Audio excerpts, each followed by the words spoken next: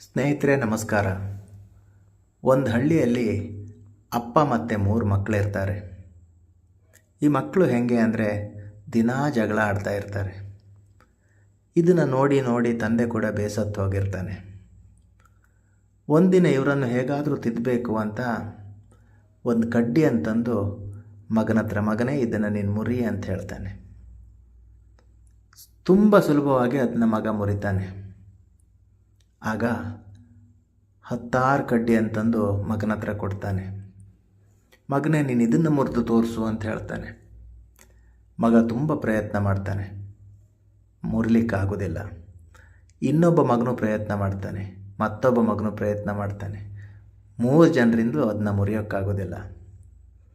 ಆಗ ಪಕ್ಕದಲ್ಲೇ ನಿಂತಿದ್ದ ತಂದೆ ನಗ್ತಾ ಹೇಳ್ತಾನೆ, ನೋಡಿದ್ರೆ ಮಕ್ಕಳೇ, ನೀವು 1 ಕಡ್ಡಿಯನ್ನು ತುಂಬ ಸುಲಭವಾಗಿ ಮುರಿದ್ರಿ, ಆದರೆ 10 ಕಡ್ಡಿ ಒಂದೇ ಸರ್ತಿ ಮುರಿಲಿಕ್ಕಾಗಲಿಲ್ಲ.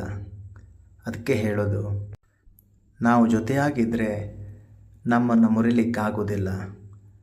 ಅದೇ ನಮ್ಮೊಳಗೆ ಜಗಳ ಮಾಡ್ಕೊಂಡು ನಾವು ಬೇರೆ ಬೇರೆ ಆದರೆ, ಒಬ್ಬಂಟಿ ಆದರೆ ಎಲ್ಲರೂ ನಮ್ಮನ್ನು ಮುರಿತಾರೆ, ನಮ್ಮನ್ನು ಬಗ್ಗಿಸಲಿಕ್ಕೆ ಪ್ರಯತ್ನ ಮಾಡ್ತಾರೆ.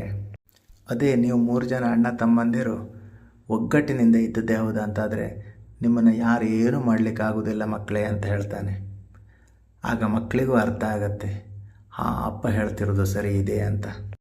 ಅಲ್ಲಿಂದ 3 ಜನ ಒಗ್ಗಟ್ಟಿನಿಂದ ಬದುಕ್ತಾರೆ.